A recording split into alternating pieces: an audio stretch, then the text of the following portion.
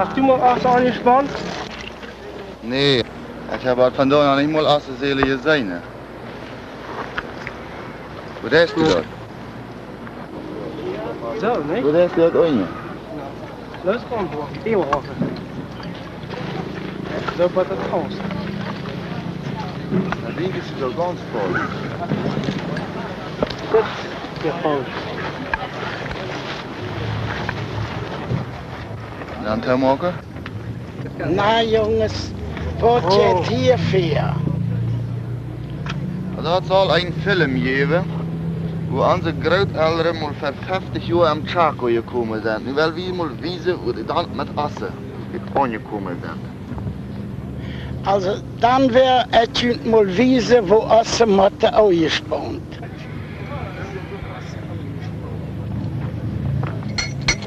Oh.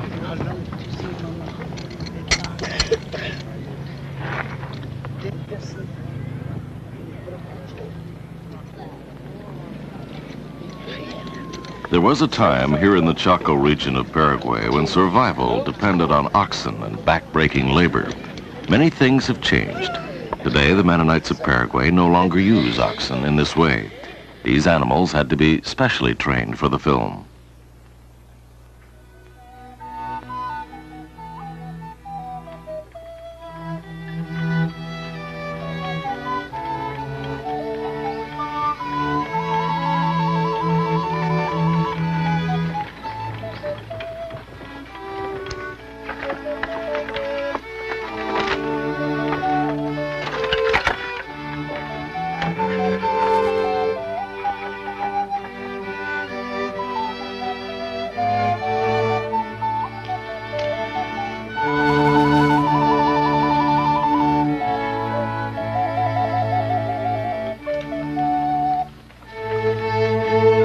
To the newcomers, the Chaco seems strange, mysterious, even exotic. Some called it the Green Hill, while others, perhaps inspired by the sight of the bottle tree, named it the Drunken Forest.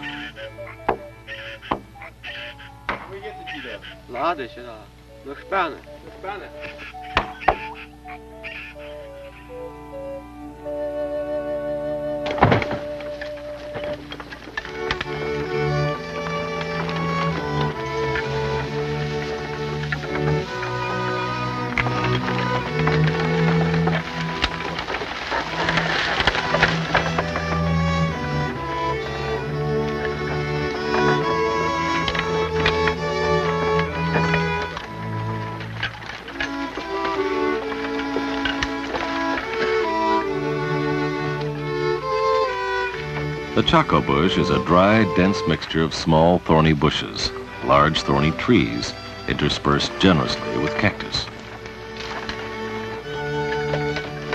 The wagons that brought the immigrants to their new home were driven by Sommerfelder Mennonites. They had arrived just 3 years earlier from Manitoba, Canada, and formed the Menno colony. You could tell them apart from the European brothers by their distinctive straw hats.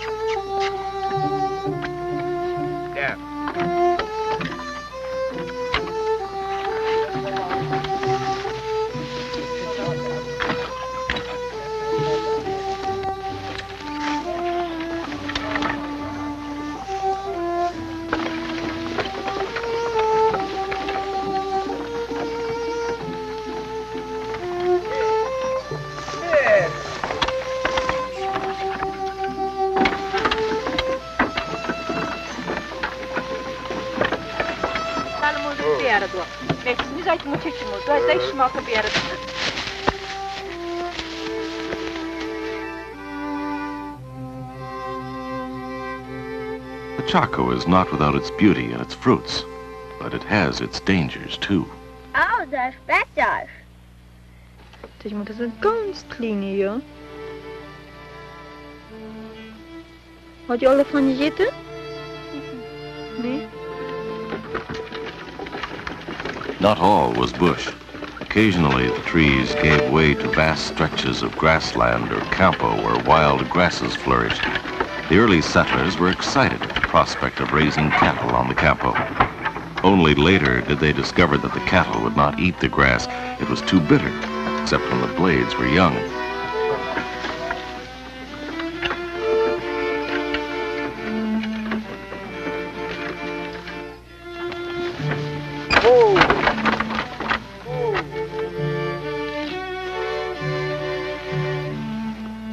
Hier soll die haben. Oh. Das gut. It was in this way that the first group of Russian Mennonites arrived at their designated settlement land, the central Chaco of northern Paraguay. The year was 1930. They'd come by steamer up the Paraguayan River to the port of Posada and by railway 145 kilometers west to its last terminal.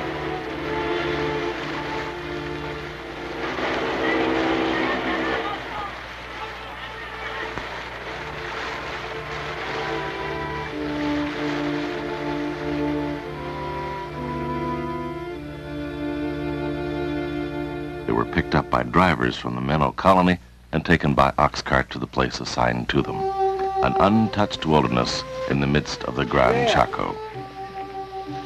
In the next 3 years, about 2,000 men, women, and children made this journey. All were refugees looking for a new home.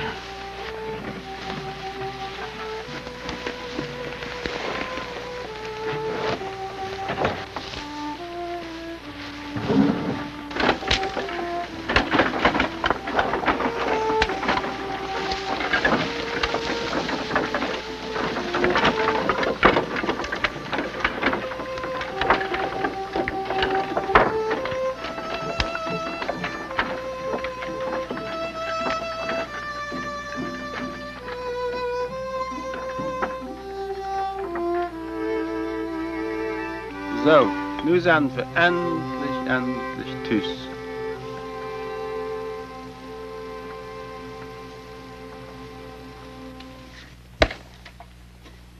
The campo soils are a sandy loam, while the bush soils are loam and clay.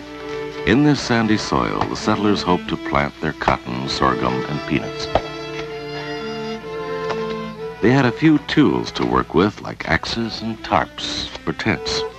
These were given to the settlers during their stopover in Germany. That was the beginning of an exchange and goodwill program that continues to this day.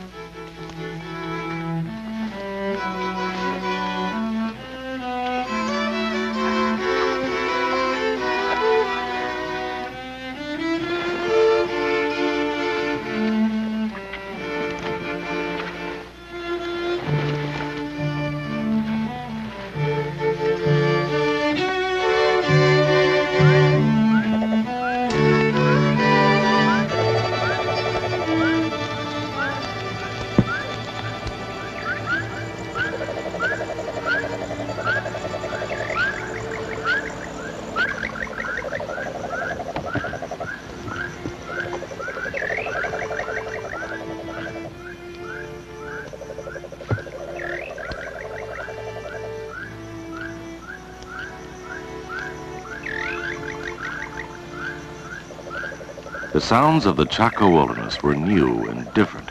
At night, the orchestration was foreboding.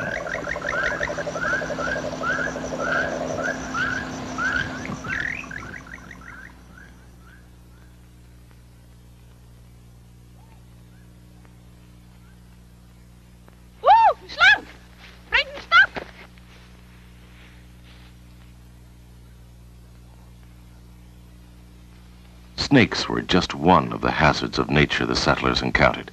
Today, almost everyone has a favorite snake story to tell.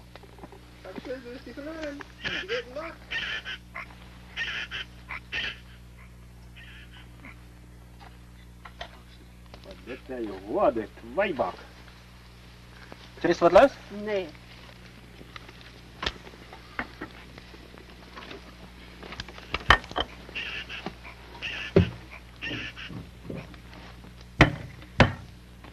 Zo, nu neemt u het.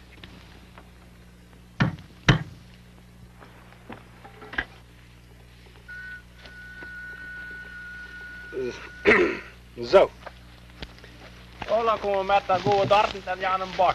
Nu willen we ons nog wel in het zelt buren. Because of their faith, the Mennonites have often suffered persecution during their troubled history. It's taught them to place a strong emphasis on the family unit. Here in the Chaco, each family member had to do his or her part.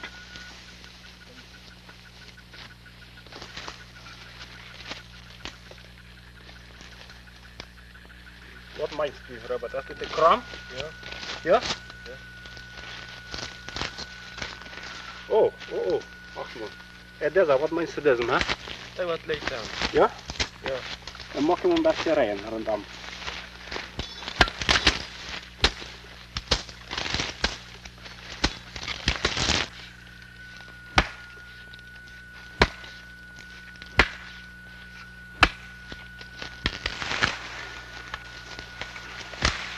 Dan moet je een beetje de fine achterbakken.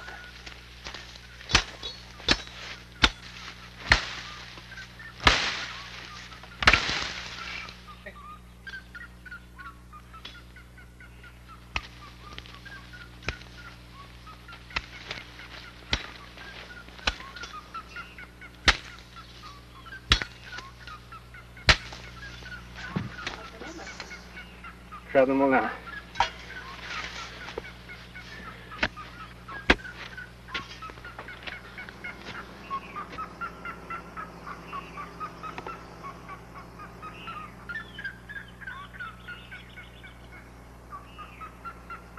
The first refugee camp in the wilderness was set up next to the only well in the area.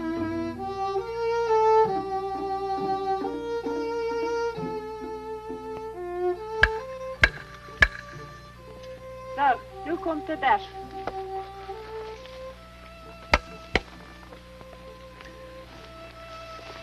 In the Chaco, the variations in the weather are extreme. Rainfall is sporadic and unpredictable. The temperature can reach 44 degrees centigrade and stay that way for weeks.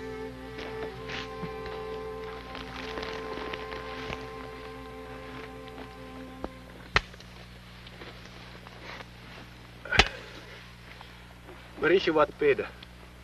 Komm, Herr Jesus, sei du unser Gast und segne, was du uns beschert hast. Amen. Amen.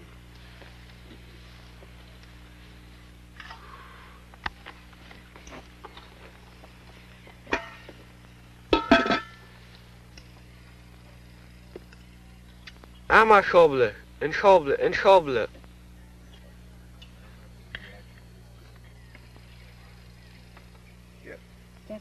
Pfui, alles valt hinüber. Ja, denk daaraan. Ja, in Rusland hebben ze niet moe schobbelen te beten.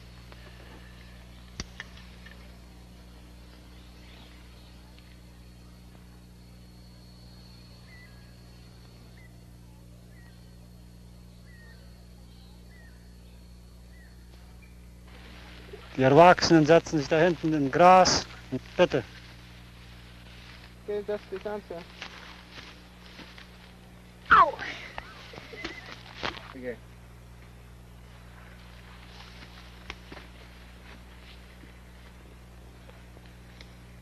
Der Chor singt jetzt ein Lied. Bitte schön.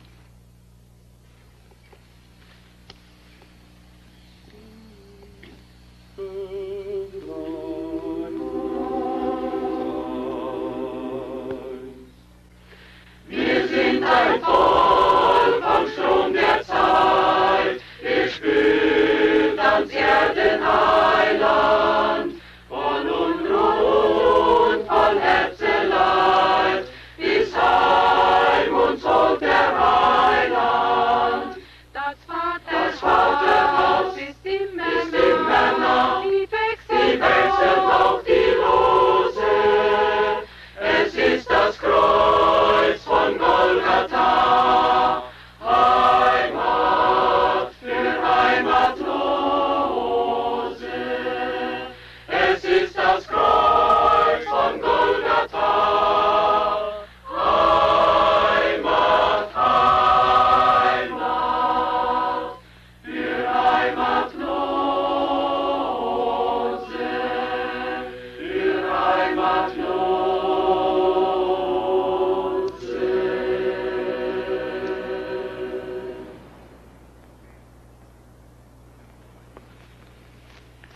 Liebe Geschwister, zu unserem ersten Gottesdienst hier im Chaco wollen wir uns ein Wort Gottes lesen aus Psalm 126, Vers 1 bis 3.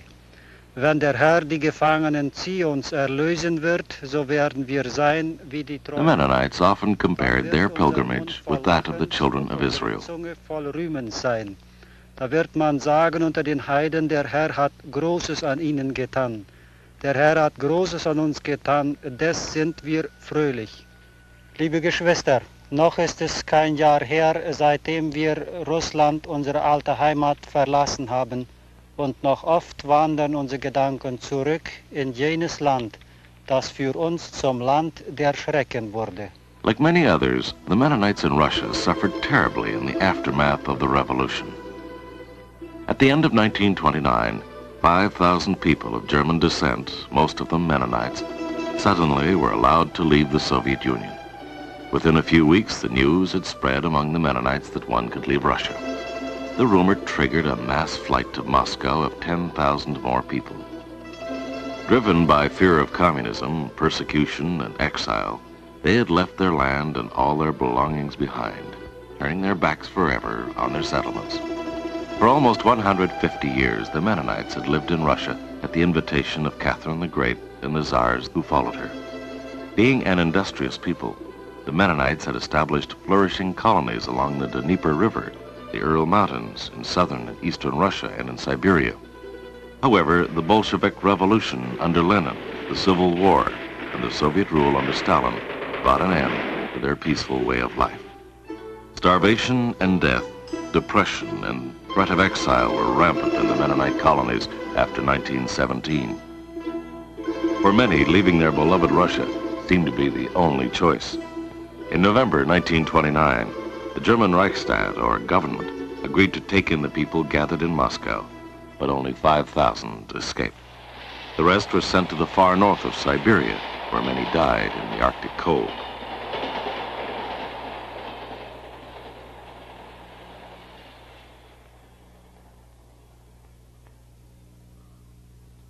In Germany, the refugee camp at Meln became a symbol for hospitality and aid. The refugees were well cared for, but it was clear they could not stay.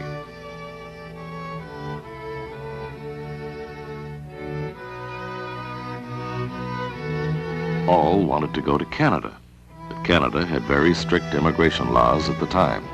Only the physically fit and those of working age were accepted. This left the refugees searching for a country that would accept everyone, including the sick and aged. Finally, Paraguay entered the picture, a country few had heard of. The Gran Chaco region was considered. Mennonites from Canada had already settled there in 1927.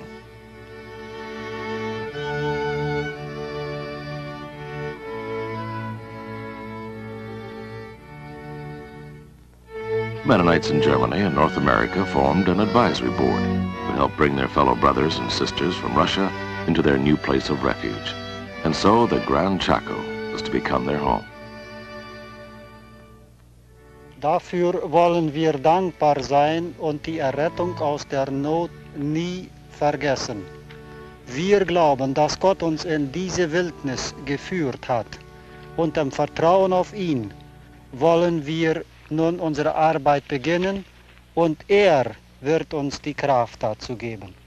Der Herr hat Großes an uns getan, des sind wir fröhlich, des sind wir fröhlich, und Fröhlichkeit öffnet dem Danken die Wand, und Danken ist selig, Danken ist selig,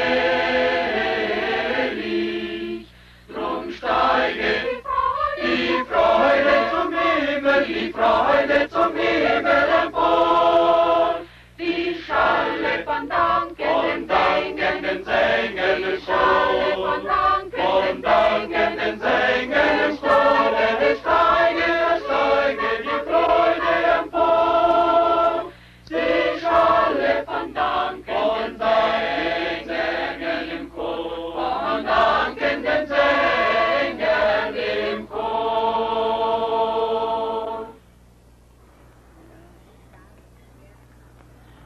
ja, Mischka.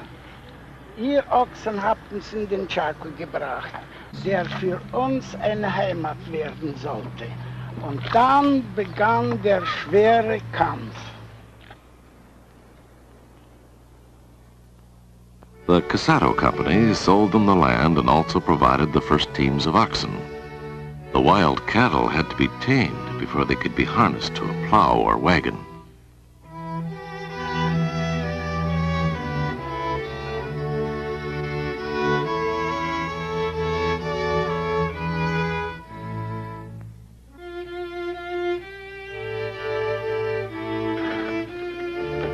All transportation was difficult. 4 families had to share a wagon that had been brought from Germany. The closest train station and supply post was 100 kilometers away. Since the roads were little more than ruts through the mud, a journey with oxen to the station and back could take a week or more. Horses and mules might have been faster, but these were not available to the settlers until several years later.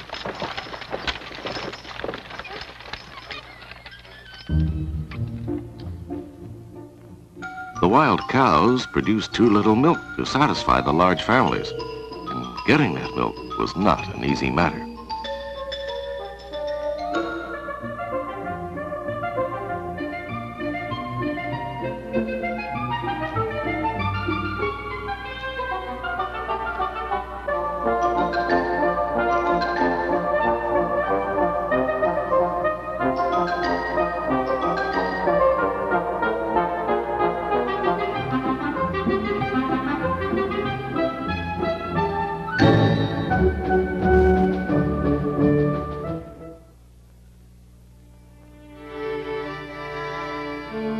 It was difficult to grow enough food in this unfamiliar climate. A monotonous diet, a shortage of water, and the generally poor living conditions led to an epidemic of typhoid fever. More than 90 people died in the settlement within a few weeks.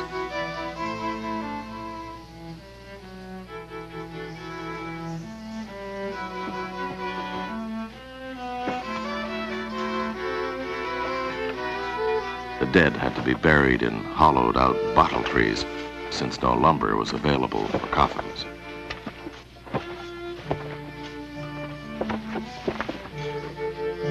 It seemed as if the Chaco resented the intrusion of the newcomers. Climate and the wilderness presented tremendous obstacles to the settlers. The long droughts of winter and the lack of rain in summer led to continual crop failures. When hopes were raised by the promise of a good crop, locusts would come and destroy everything, leaving not a single leaf behind.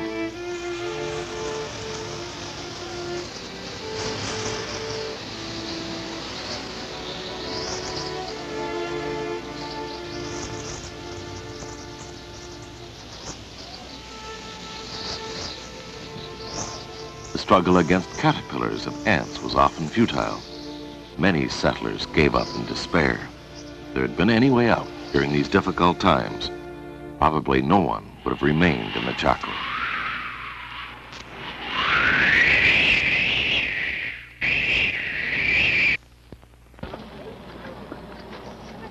But matters could and did worsen.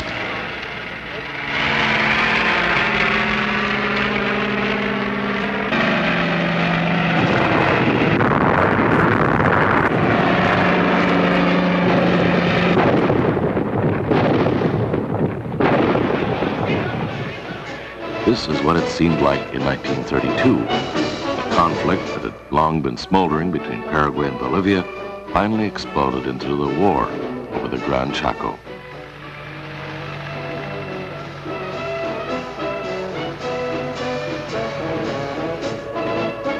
In a territory of 300,000 square kilometers, situated between the Paraguayan River in the east, the Pilcomayo River in the south, and the Parapeti River in the northwest, no distinct boundaries had been drawn between Paraguay and Bolivia.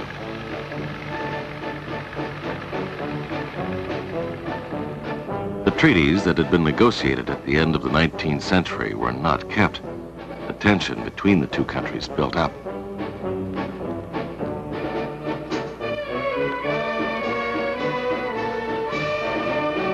Bolivia claimed the area down to the Paraguayan River. Paraguay countered by claiming all the territory up to the Parapequi River. Bolivia pushed its boundaries south and eastward as far as possible. Paraguay kept strengthening its defenses. And so, without realizing it, the colonies of Meno and Fernheim were caught in that no man's land, right between the two armies. For the Mennonites, a peace-loving people, this was reminiscent of the terrors of Russia.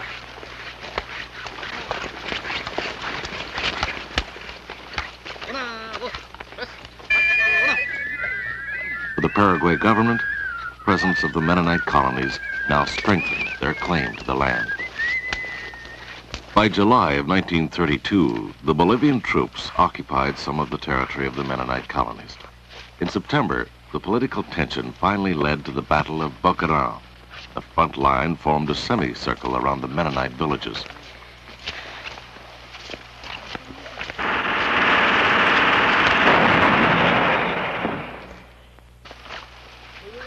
The Paraguayan government ordered everyone evacuated.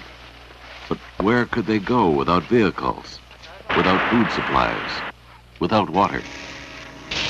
German newsreel footage from 1933 shows the attack of the Bolivian troops on the Paraguayan Fort Toledo, just 20 kilometers away from the new Mennonite villages.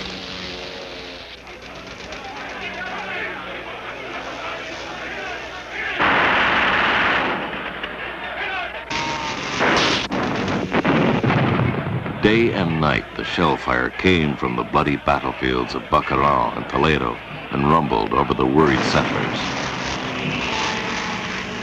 Good fortune was on the side of the Paraguayans. They won the battles of Boquerón, Toledo, Arce, Saavedra, and Manaba, and the Bolivian army was forced to retreat westward.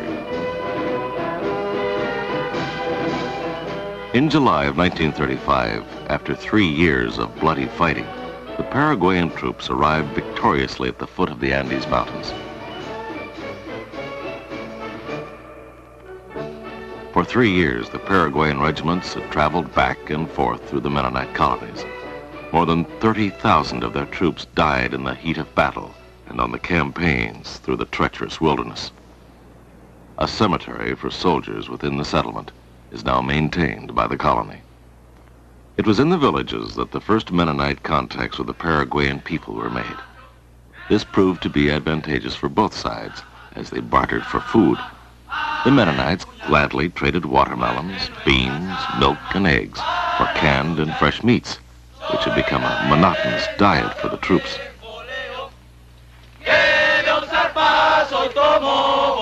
In the end, Bolivia claimed it had lost the war because of the harshness and hostility of the Chaco. Paraguay insisted, however, that it had defeated both the Chaco and the Bolivians.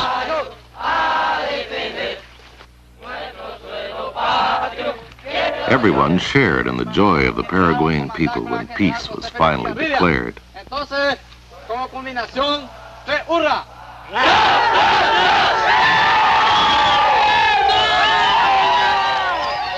Experiencing the difficult years of the Chaco War and seeing wounded and dying in their immediate surroundings had left its mark on the settlers. The new homeland, this war-torn wilderness, had become a part of them. For many, a real sense of belonging had been strengthened. Today, the high school choir still sings a popular victory song inspired by the war.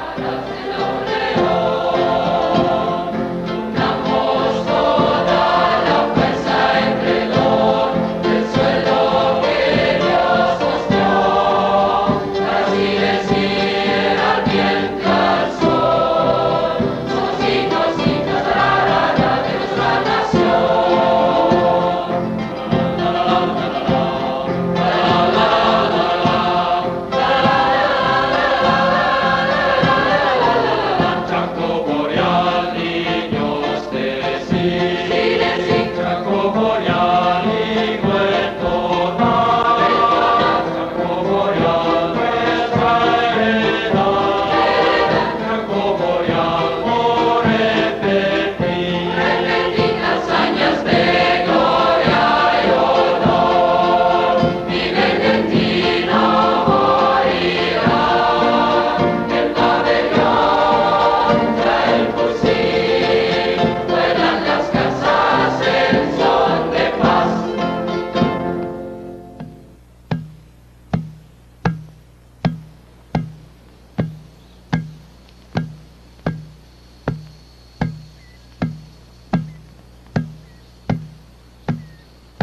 When the Mennonite settlers first arrived on their assigned land in the Chaco, they encountered the Lengua Indians.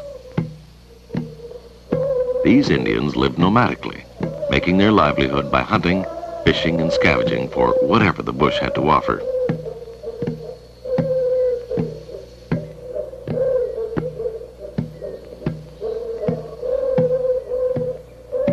The most common daily leisure activity was the vinca, or the circle dance.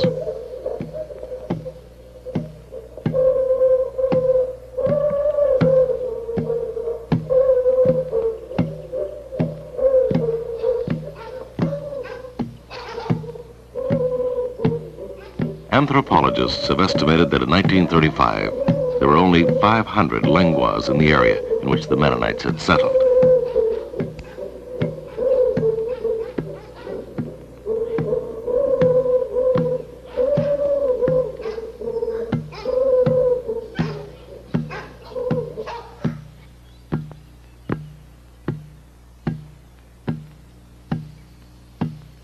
The Indians had a simple political structure led by a cacique, or chief.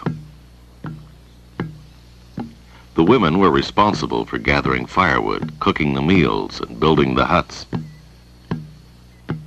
The responsibilities of the men included hunting for game, catching fish, collecting honey, and trapping small animals.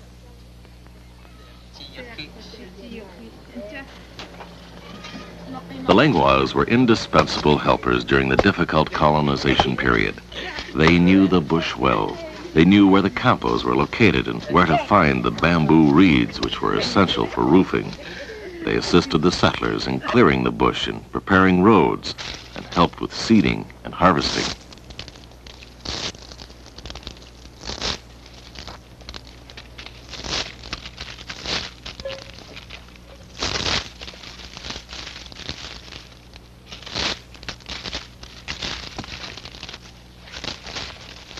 Go ye into all the world and preach the gospel to all nations. The difficult beginnings had not allowed the Mennonites to devote much time to carrying out the Great Commission of Christ. However, many of them soon recognized their meeting with the Indians as a God-given opportunity to share the gospel. Missionaries learned the language of the Lenguas and later that of the Chulapes, and thereby laid the groundwork for the spreading of the Christian faith among the tribes of the Chaco.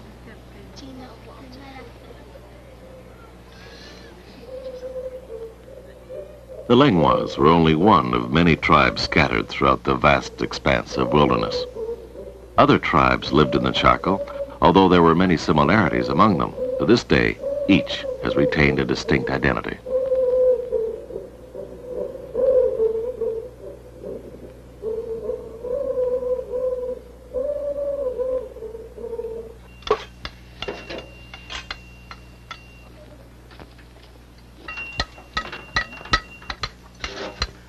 Erinnerst du dich noch daran, als wir die Ersten in die Anner sahen? Ja, sie waren unsere Weggenossen vom ersten Tag der Ansiedlung. Over the years, the Mennonite colonies acted as a magnet to which these tribes were attracted.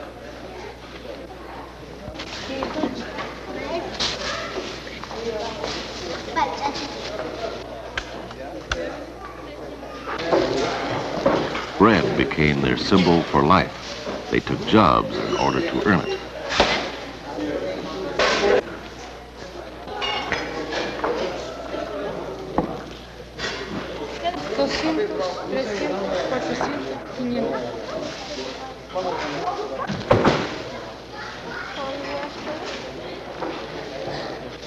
The Indians say that once you've tasted bread, you'll never return to the bush. And so they came in droves. First the Chulupe from the south, then the Tobas and the Zanapana from the east, the Guaranis from the west, and lastly, the Aguereos and Moros from the north. Today, the new tribes mission is working with the Moros. Even as late as 1978, a first contact was made with some members of this tribe.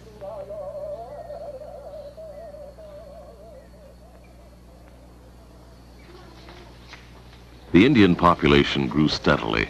By 1950, there were 3,000. In 1970, 8,000. In 1980, 12,000. Once the home and hunting ground for 500 Lingua Indians, the area is now inhabited by 20,000 people, both Indian and Mennonite. They are all seeking opportunities to work and live here. Hättest du dir das vor 50 Jahren gedacht?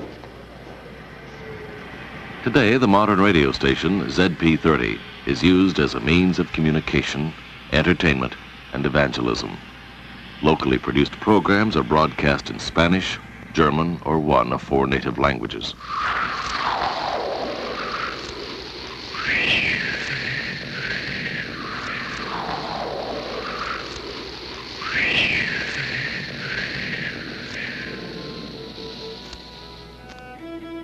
In 1931, after an expedition to the recently founded colonies of the Chaco, Professor Hans Krieg from Germany wrote in dismay, "Those people who advised and led the immigrants into the Chaco are shouldering a tremendous responsibility for this far-reaching decision."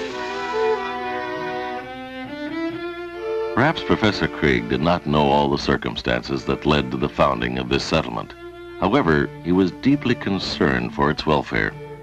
The people not only suffer from the severe climatic changes, but also from the drastic changes in their eating habits. As a result, many suffer from depression. The severe dry climate, the shortage of rainfall, the heat and sun all have an undesirable effect on the skin of these mostly fair-haired people. In addition, there are dust and sandstorms so severe that in some villages all children and most of the adults are plagued with an inflammation of the eyes that make it almost impossible to open them.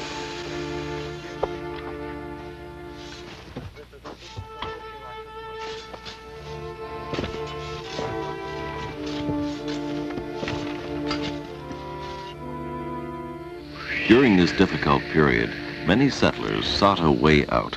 In 1937, 1/3 of the Fernheim colony population left to form the Friesland colony in East Paraguay, where the rainfalls were more frequent and predictable.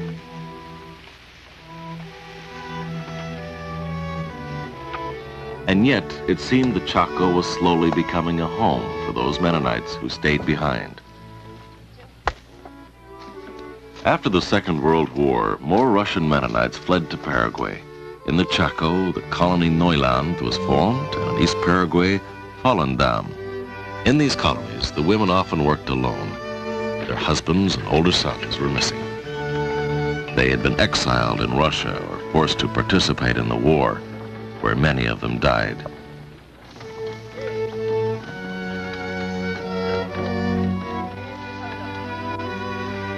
More and more colonies were established in Paraguay.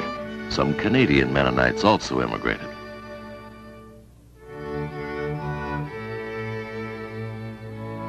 The colonies in the Chaco expanded their land holdings. The central villages of the 3 colonies are Philadelphia, Loma Plata, and Neuhalbstadt.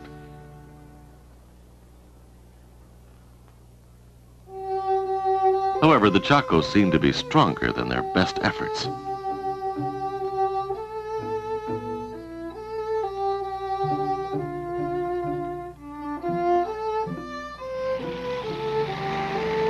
These people would be able to tell us more. They've come back to celebrate the 50th anniversary of the colony Fernheim in July of 1980.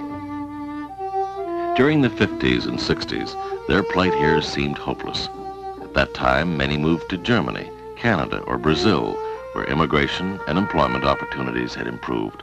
Sometimes hundreds left in 1 year.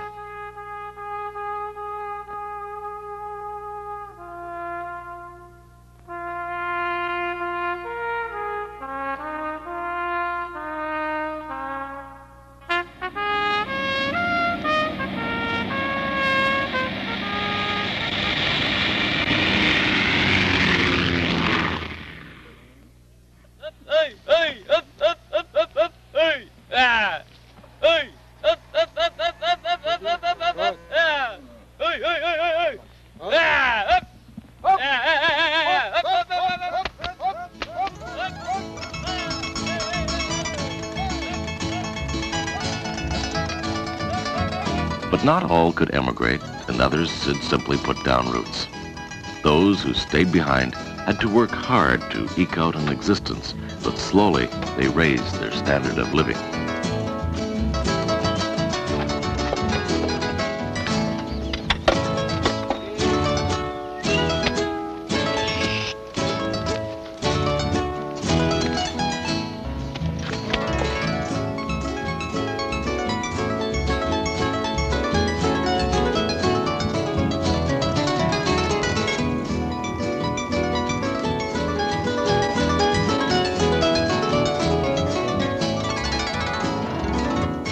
There was a shortage of money and little contact with the outside world.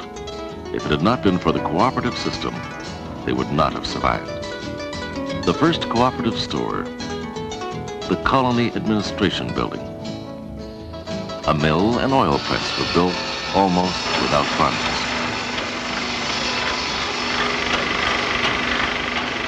The motto of the colony was, "The community comes before the individual." It was a hard maxim to follow, for it meant forgetting about one's own wants and being community-minded at all times. But it was the only way for the community to survive. In time, Mennonites accepted some of the customs of the land. Today, drinking mate or tarara is as popular as the coffee break is elsewhere.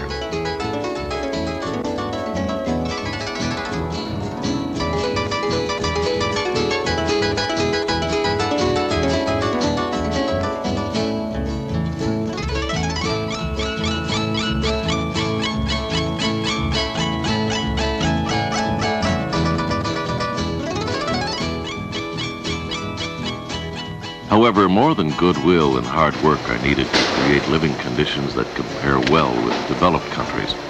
Credit is needed for the development of agriculture and ranching, the main sources of income in this area. The colony got its first steam engine in 1953. Heinrich Dirksen, the Oberschulze or mayor, bought it with the help of a first loan from the Mennonites in North America. In the same way, the colonies developed their own electrical power system. Wood is changed into energy. Even the peanut shells are used as fuel.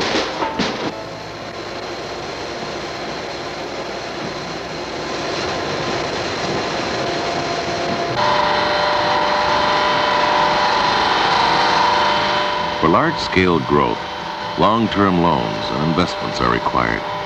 In the years since the mid-1960s, these were more easily obtained by members of this cooperative society. Improved technology in agriculture provided better methods for cultivation, quicker seeding, and faster harvesting. Peanuts became the main agricultural product.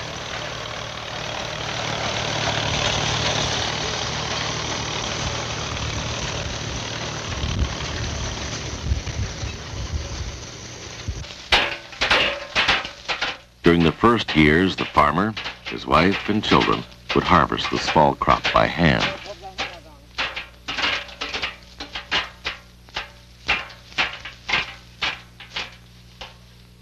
Today, machines accomplish the work of seeding and harvest in short order.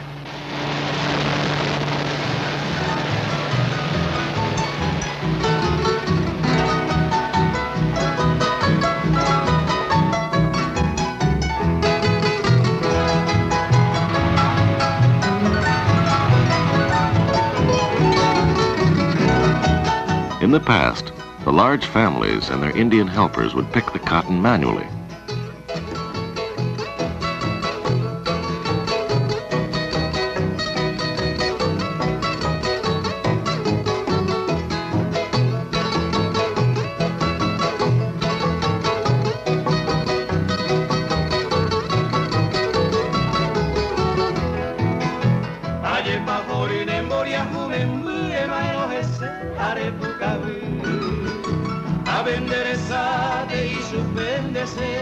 Today, the first cotton pickers push their way across the fields. The machines make it possible to increase the acreage. Faster harvesting gives greater protection against crop failures. is niet een grote zaak voor de oorlog, dat is niet een zaak van de stichting voor de oorlog. Du hast bloß eine sehr schlaue Mann. The expansion of the agricultural processing industry was essential for the economic development of the area.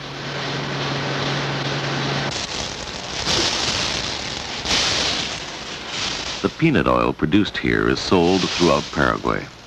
The pulp is exported for cattle feed.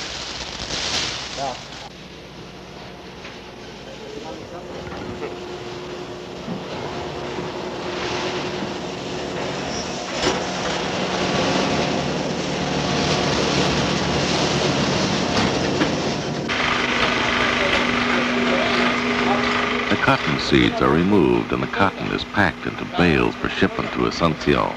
Some of it is exported and the rest is used by textile manufacturers in the capital.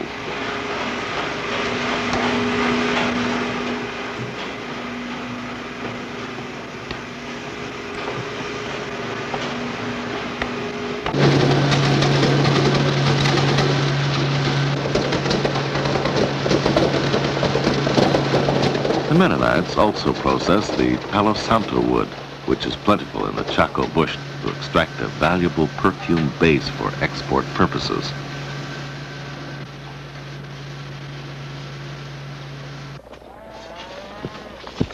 Cattle farming has also been expanded by the availability of credit through the co-op.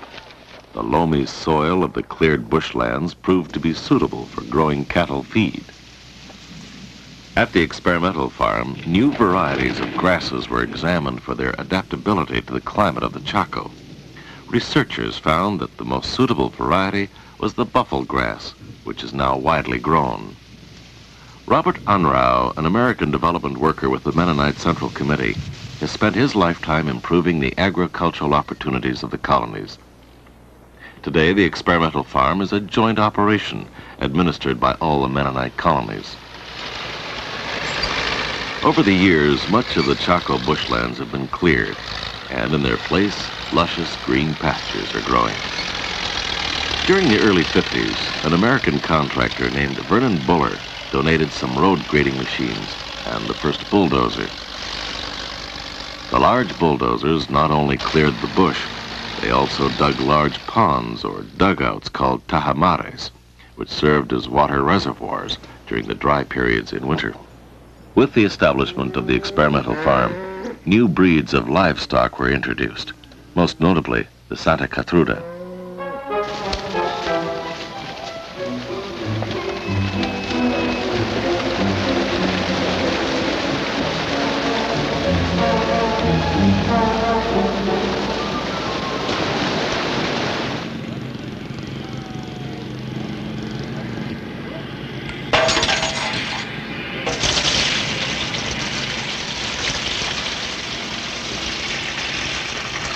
After observing this development of agriculture in the Chaco, sociologist Kelvin Redekop comments, "The Mennonite experiment in the Chaco, which by and large has been successful, has helped the Paraguayan government in discovering what will work, what can be done, and what must be done in the Chaco if it is to be developed.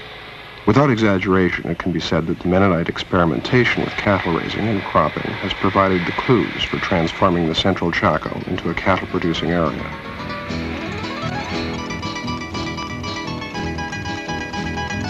The Trans-Chaco Highway and the bridge across the Paraguayan River are two examples of how, on a cooperative basis, a solution was found to regulate the distribution of supplies and to overcome the problems of transporting goods to and from distant markets. While construction of the Trans-Chaco Highway has brought markets closer to the colonies, it's also ended their insulation from the outside world. Only time will tell what effects modernization will have. This modernization can be seen in almost all areas. The construction of new houses that are especially designed for the Chaco climate have been made possible by the improvement of the total economic situation.